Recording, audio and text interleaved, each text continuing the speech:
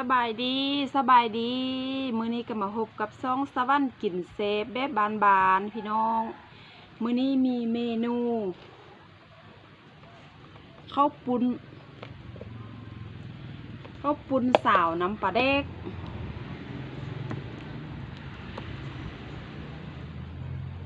เบิ่ง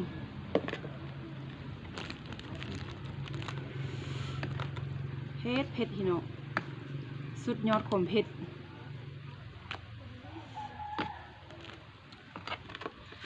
มากินน้ำกันเด้อพี่น้องบ่เว้าไล่ใหญ่ห้างจวด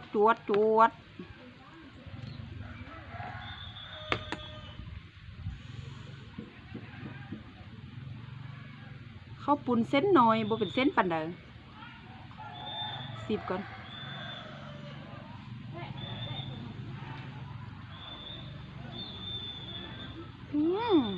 เผ็ดแซ่บหลายขออนุญาตเซอร์มือเด้อพี่น้อง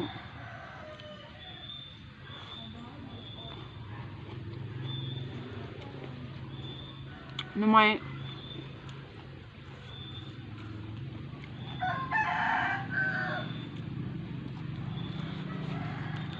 เจ็บหมู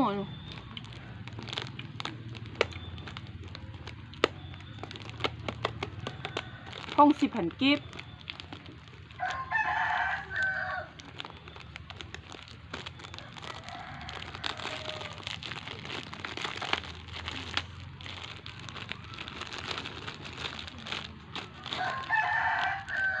เขียบหมู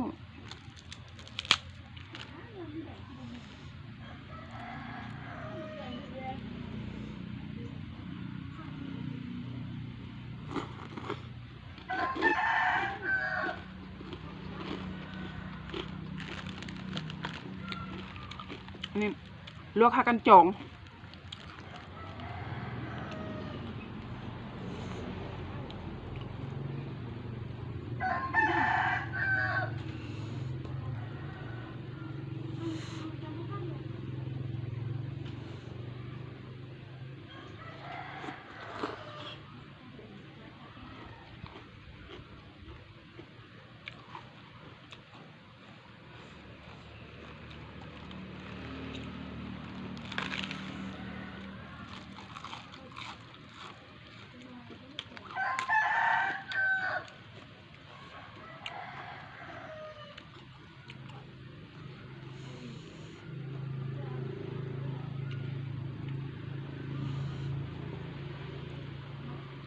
ข้าวปุ้นเส้นน้อยนี่ตังเหมือนตังบ่เป็นเส้นเหนียว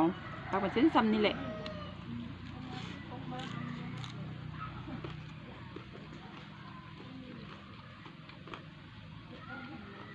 แซ่บ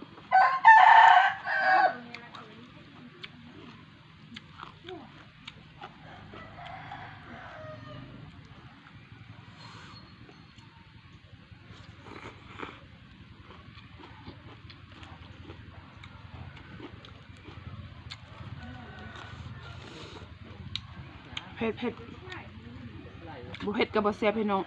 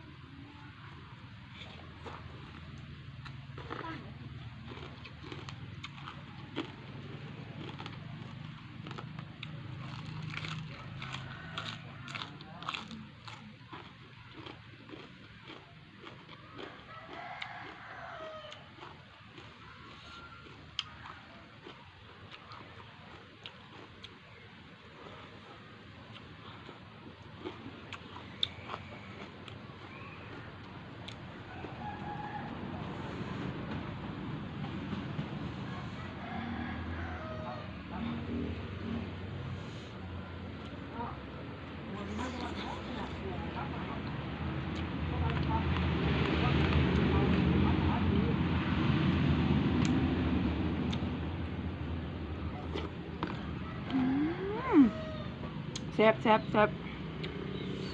บสุดยอด ช่มันนักเว้นเพราะตอนแรกที่สูงยังไงมันไปจ้า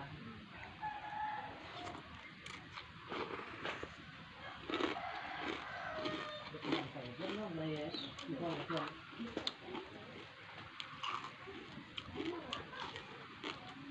นี่เราทำงานเราเปลี่ยนเราตาเราเปลี่ยนเป็นก็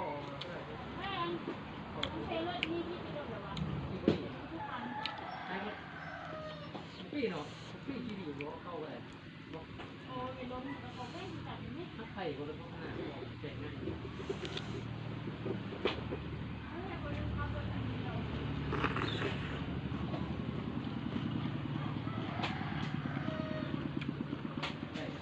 ผักกันจองเดี๋ยวไปกันไม่ต้องกันไม่ต้องใช่ไหม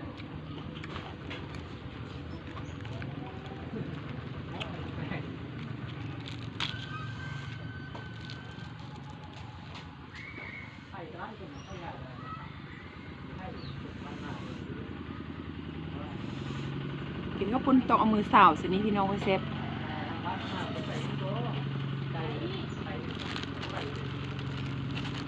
แบบมุ่งห้อมมันจืดไหมมั่ง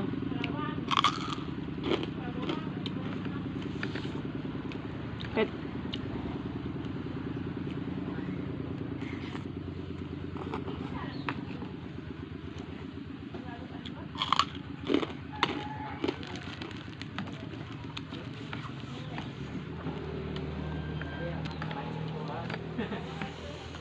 ที่ทำคุณน่ะ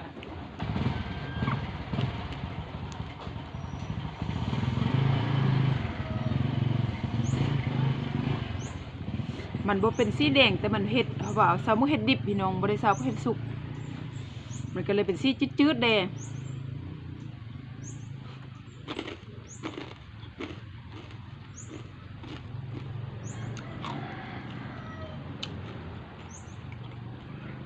หน่อไม้บุกว่าน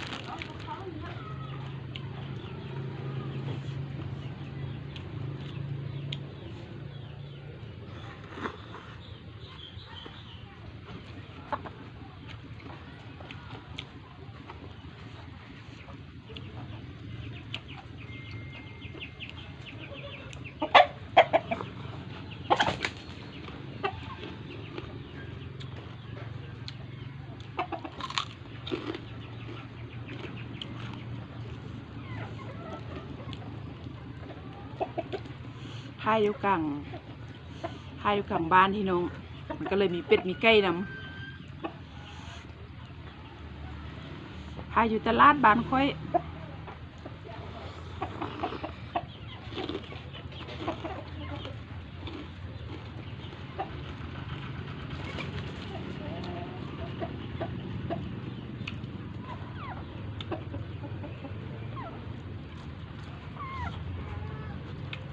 หน่อไม้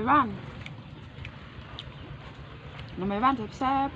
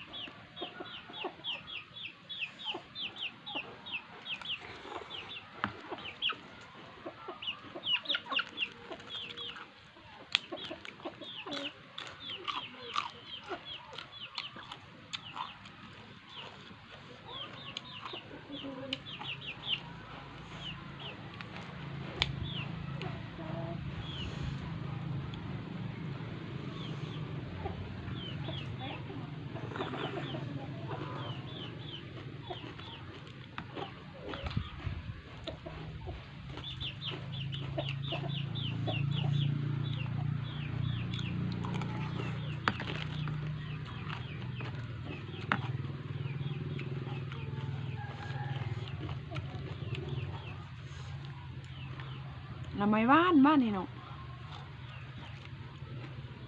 หน่อไม้บ่งว่านต้มบดเดี่ยวกับว่านหน่อมะไก่ย่าง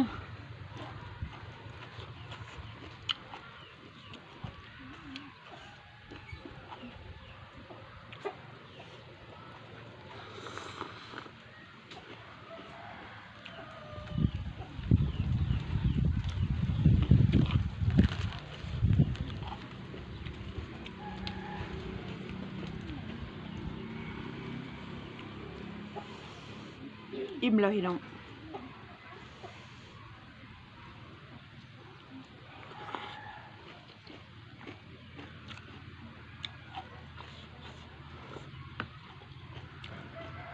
เผ็ด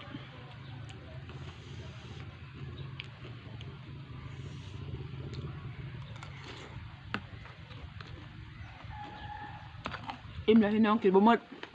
เผ็ดไรพอแซ่บนี้ซะก่อน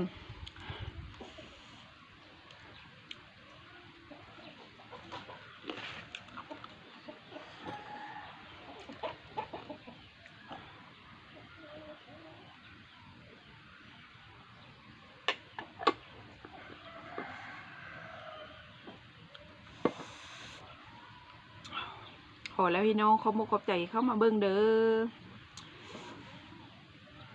เจอกันในคลิปต่อไปช่วยกดไลค์กดแชร์ให้สวัสดีเด้อพอมีกำลังใจเฮ็ดคลิปต่อไปขอบใจหลายๆ